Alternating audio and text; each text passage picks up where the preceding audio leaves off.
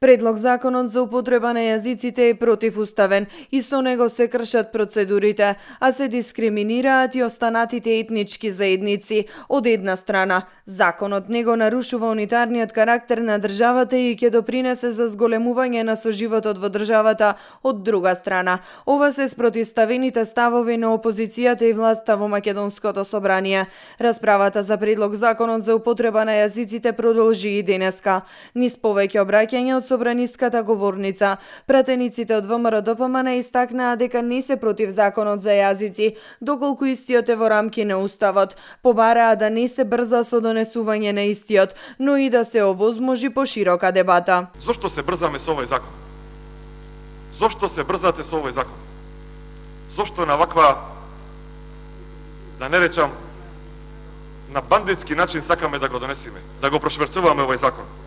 Ништо нема да ви помегни, ниту вас, 49, ниту на представниците, пратеници на албанскиот народ, ниту на фелата, ништо нема да ви помогне.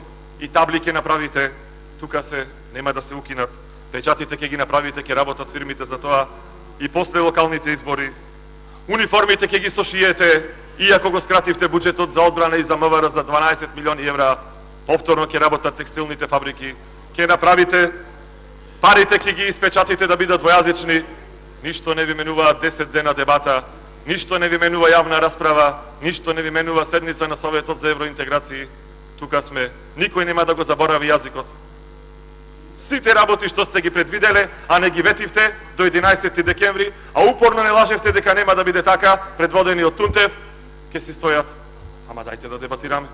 Нели за тоа се залагаме? Дајте да дебатираме.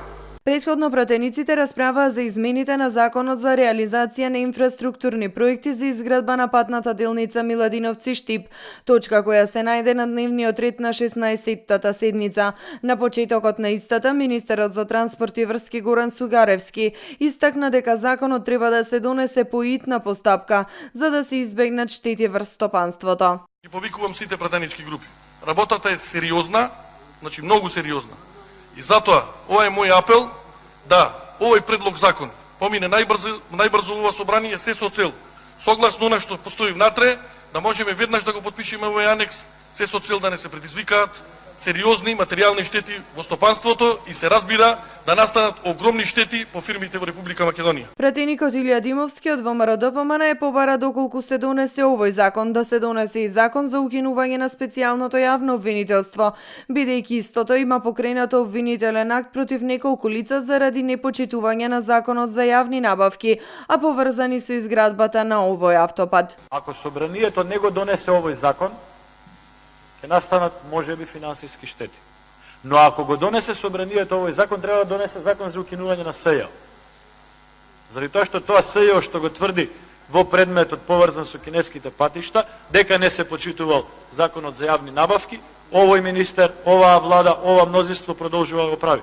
Председателот на собранието Талат Џафери поради немање кворум ја прекина 16-тата седница и ги повика координаторите на пратеничките групи да обезбедат кворум. Посочи дека пратениците биле известени дека за денеска е закажана итна седница на собранието.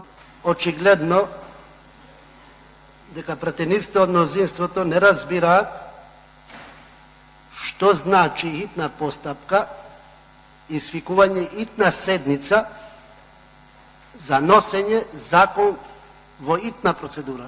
Мислите дека треба да ви нацртам дека за нова седница треба да бидете тука, јас ќе ви нацртам. На почетокот на 16-тата седница собранието ги констатираше и оставките на пратеникот Билал Касами и на заменик министерот за образование и наука Висар Ганију.